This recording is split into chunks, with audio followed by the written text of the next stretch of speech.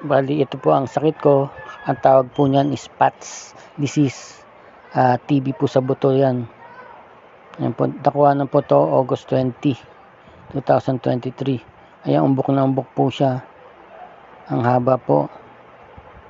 Sa malayo lalo na makikita mo na umbok siya.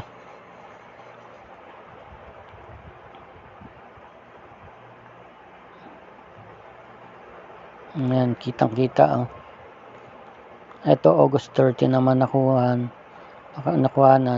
After na lang pahilot ako. So, kitang-kita pa rin. By the way guys, ano po ako paralyzed po ako dyan.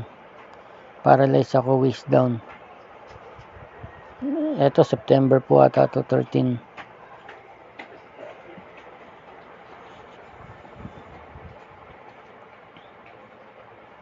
So alam natin yung buto na yan tinamaan din yung sa pangbaba kong part. Ito September 16 naman to nakuhanan at 3 days apart lang dun sa nauna nito. Ayan, ito August 23. Ayan, medyo mukhang umimpis na. Kada pahilot ko po kinukunan ko yan. Ayan, pumayat pa rin po talaga ako. Dati 58 ako 58 pounds. Ngayon 50 na lang. Ito September 25. Ayan, kitang-kita pa rin. Maski sa malayo.